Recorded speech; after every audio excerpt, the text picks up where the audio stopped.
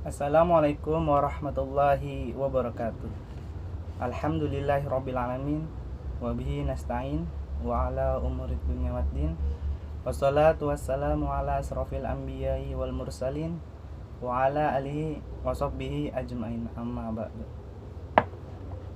Pertama-tama mari kita panjatkan puja dan puji syukur kita kehadirat Allah Subhanahu wa ta'ala yang telah memberikan rahmat karunia, hidayah serta inayahnya kepada kita semua, sehingga teman-teman semua bisa mendengarkan penjelasan tentang video pembelajaran tentang dakwah ini. Salawat serta salam tak lupa kita haturkan kepada junjungan kita baginda Nabi besar Muhammad Sallallahu Alaihi Wasallam, dan juga kepada keluarganya, kerabatnya, dan kita semua sebagai pengikutnya yang insya Allah akan mendapatkan syafaatul uzma dari beliau di yaumil qiyamah nanti. Amin, Allahumma amin. Sebelumnya, perkenalkan, nama saya Zaki Ramdhani dengan nomor induk mahasiswa 2012111012, ingin menjelaskan sedikit tentang prinsip-prinsip dakwah dengan dosen pengampu Dr. Sarbini MAG. Sebelumnya, dakwah yang baik adalah dakwah yang dibangun di atas prinsip-prinsip dasar yang benar. Prinsip dakwah menjadi pedoman dasar dalam pelaksanaan dakwah di lapangan. Prinsip-prinsip tersebut diturunkan dari Al-Quran dan praktik dakwah yang dilakukan oleh Nabi Muhammad, sahabat, tabi'in, dan ulama. Sebagai generasi penerus dan aktivitas dakwah pada masa sekarang, sudah sepantasnya belajar dari kesuksesan dari pendahulu dalam menjalankan prinsip-prinsip dakwah. Meskipun problem dan tantangan dakwah pada masa sekarang berbeda dengan generasi sebelumnya, namun prinsip-prinsip dakwah yang diterapkan tetap relevan untuk dilakukan dan dikembangkan pada masa sekarang ini. Namun persoalannya, bagaimana kita menetapkan prinsip-prinsip dakwah yang ada tersebut disesuaikan dengan kondisi dan situasi dakwah yang akan diterapkan. Menurut Abdul Basit, dia menyebutkan prinsip-prinsip dakwah yaitu ada 9. Yang pertama itu tidak ada paksaan dalam penyebaran dakwah Islam. Jadi dalam berdakwah itu tidak ada paksaan dari dalam diri dia ataupun dari luar. Karena dalam berdakwah itu harus diniatkan dengan ikhlas. Yang kedua itu dakwah dimulai dari diri sendiri.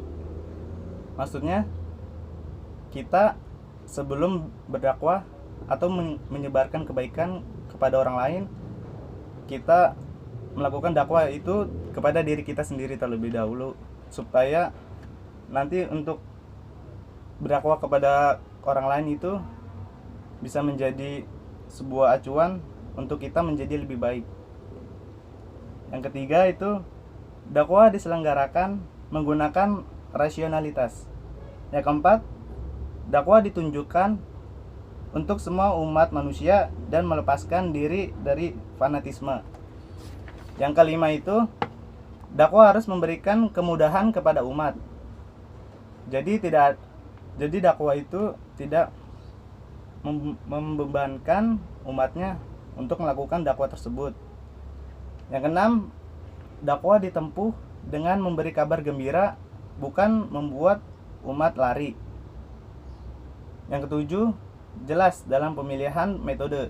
Jadi dalam pemilihan metode berdakwah itu harus disesuaikan dengan kondisi masyarakat sekarang, agar dakwah kita itu bisa dapat diterima dengan baik oleh masyarakat tersebut. Yang ke-8 itu aktivitas dakwah harus memanfaatkan berbagai macam media. Pada masa sekarang ini berdakwah itu lebih bagus atau lebih kayak lebih gampang itu menggunakan media sosial seperti menggunakan YouTube, Instagram atau semacamnya. Yang kesembilan, dengan dakwah lahir persatuan umat.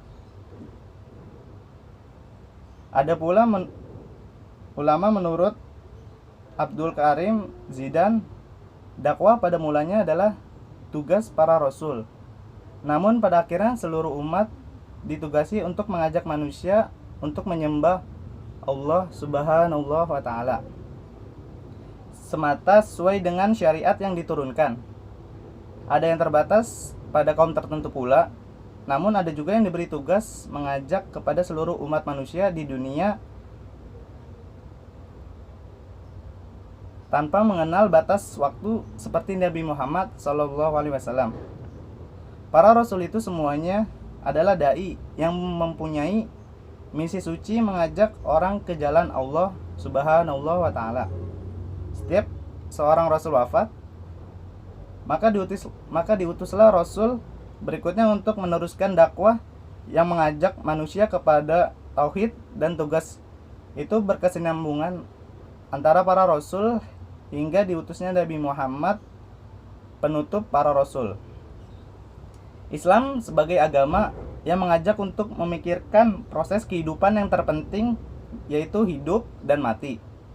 Oleh karenanya, dakwah atau misi dakwah yang harus dijalankan dengan penuh integritas dari pendakwah dan objek dakwah.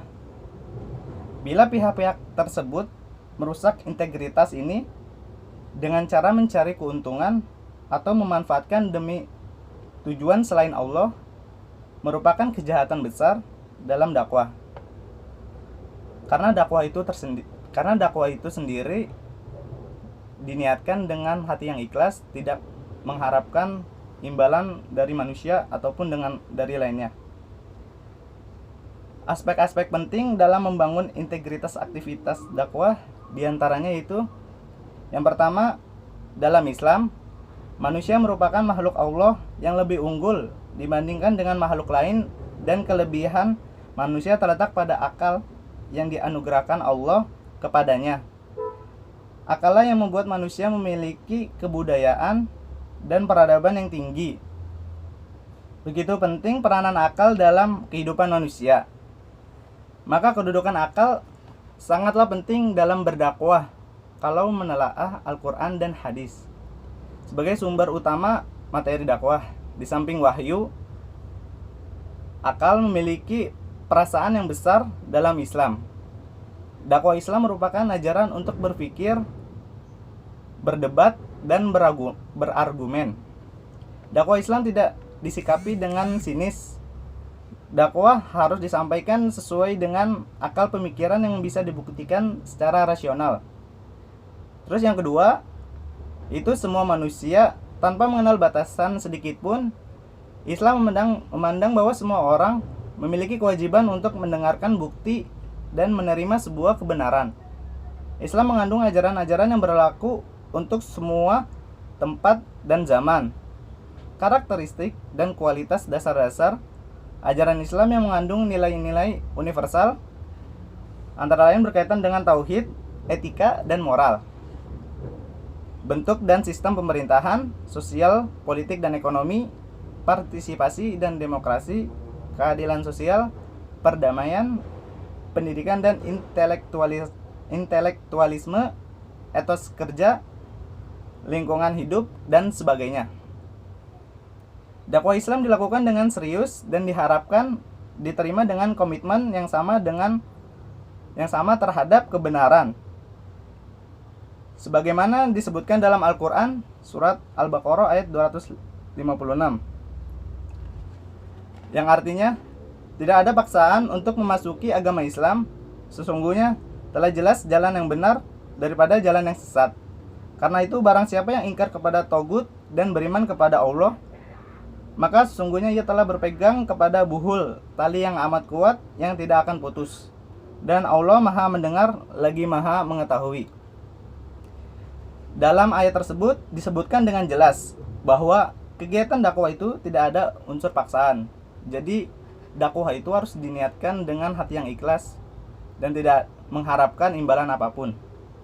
Dakwah Islam adalah ajakan yang ditunjukkan yang tujuannya dapat tercapai dengan persetujuan tanpa ada paksaan dari objek dakwah. Karena tujuannya untuk meyakinkan objek dakwah, bukan memaksakan objek dakwah. Seseorang yang dengan sukarela atau penuh kesadaran telah memilih suatu agama, maka yang bersangkutan telah berkewajiban untuk melaksanakan ajaran tersebut secara sempurna. Nah, adapun hadis yang berkaitan dengan prinsip dakwah ini, yaitu hadis Bukhari nomor 1268 yang berbunyi, Haddatsana Sulaimanu ibnu Harbin haddatsana Hamadun wa ibnu Zaidin an Sabit an Anas radhiyallahu anhu qala kana gulamun yahudiyun yahdumu an-nabiyya sallallahu alaihi wasallam fama ridha fa'atahun nabiyyu sallallahu alaihi wasallam ya'udu faqa'ada inda ra'sihi faqala lahu aslim fanazur ila abihi wa huwa indahu faqala lahu ati abal qasimi sallallahu alaihi wasallam fa aslama fa kharaja an-nabiyyu sallallahu alaihi wasallam wa huwa yaqulu alhamdulillahilladzi anqadhahu minan nar, yang artinya telah menceritakan kepada kami, Sulaiman bin Harb telah menceritakan kepada kami, Hamad, dia adalah Ibnu Zaid dari Sabit dari Anas radhiyallahu anhu berkata, ada seorang anak kecil Yahudi yang bekerja membantu Nabi Muhammad sallallahu alaihi wasallam menderita sakit. Maka Nabi sallallahu alaihi wasallam menjenguknya dan beliau duduk di sisi kepalanya lalu bersabda, "Masuklah Islam." Anak kecil itu memandang kepada bapaknya yang berada di dekatnya. Lalu bapaknya berkata, "Taatilah Abu Al-Qasim sallallahu alaihi wasallam." Maka anak kecil itu masuk Islam. Kemudian Nabi sallallahu alaihi wasallam keluar sambil bersabda, "Segala puji bagi Allah yang telah menyelamatkan anak itu dari neraka." Hadis riwayat Bukhari nomor 1268. Mufradat dari hadis ini, yang pertama itu fanazoro, yang artinya maka melihatlah. Yang kedua alhamdulillah, yang artinya segala puji bagi Tuhan atau segala puji bagi Allah. Yang ketiga itu famarido, yang artinya menderita sakit. Yang keempat itu ati abal qasim, taatilah Abu Qasim. Yang kelima itu fa'atah, yaitu mendatanginya atau melihatnya. Yang keenam itu aslim, yang artinya masuklah Islam. Yang ketujuh minan nar, yang artinya dari api neraka. Yang kedelapan alladzi anqadhahu, yang artinya orang yang menyelamatkan anak kecil. Islam adalah agama yang sangat demokratis. Aspek demokratisi Islam salah satunya tercermin dari ayat di atas bahwa Islam tidak memaksakan seorang untuk masuk Islam. Ini menceritakan kesadaran Islam yang luar biasa tinggi bahwa yang namanya keyakinan, kepercayaan dan akidah dalam beragama tidak dapat dipaksakan.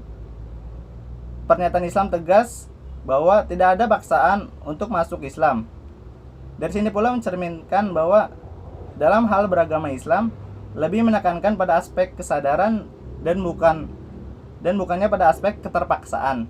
Islam mempersilahkan seorang untuk masuk Islam, tapi syaratnya bukan karena dipaksa atau apalagi teror, melainkan atas dasar kesadaran orang yang bersangkutan.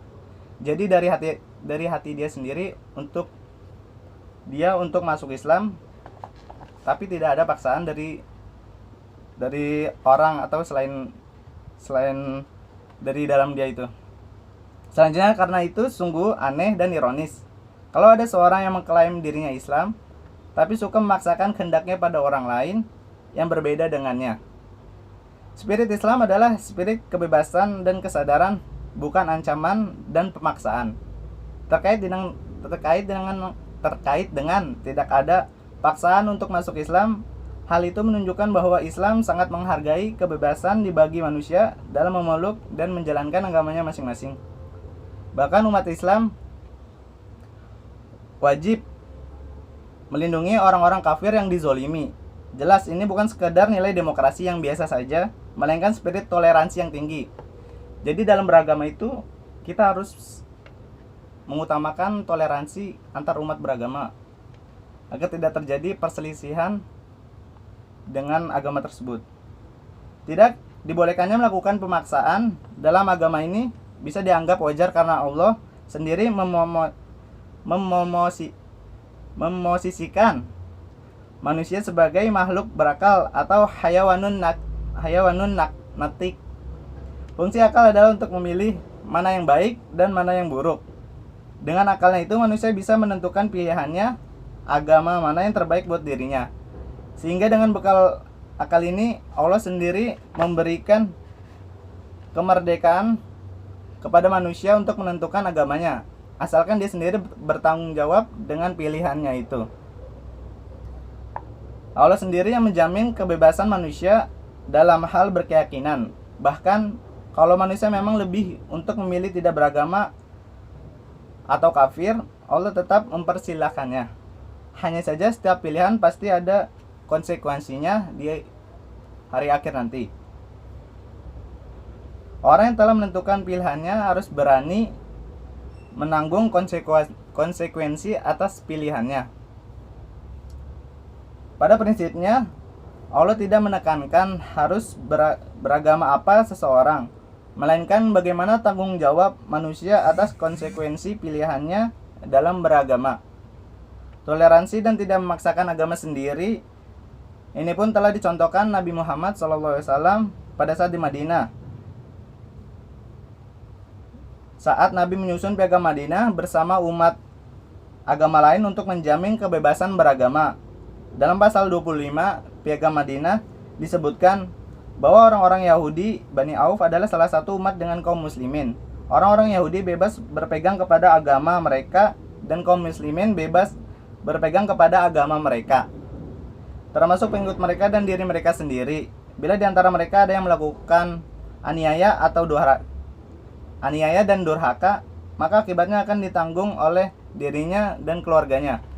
Pasal 37 menjelaskan orang-orang muslim dan Yahudi perlu bekerja sama dan saling tolong-menolong dalam menghadapi pihak musuh. Jadi melalui ayat di atas tidak diragukan lagi bahwa Islam adalah agama yang menekankan semangat toleransi dan kemerdekaan dalam hal beragama. Sekian penjelasan singkat saya tentang prinsip-prinsip berdakwah. Semoga dengan penjelasan singkat ini teman-teman bisa mendapatkan ilmu tentang penjelasan yang saya sampaikan tadi. Dan saya mohon maaf bila ada salah kata baik ucapan maupun perbuatan saya, mohon dimaafkan. Akhirul kalam, wallahul muwaffiq ila aqwamit thoriq. Wassalamualaikum warahmatullahi wabarakatuh.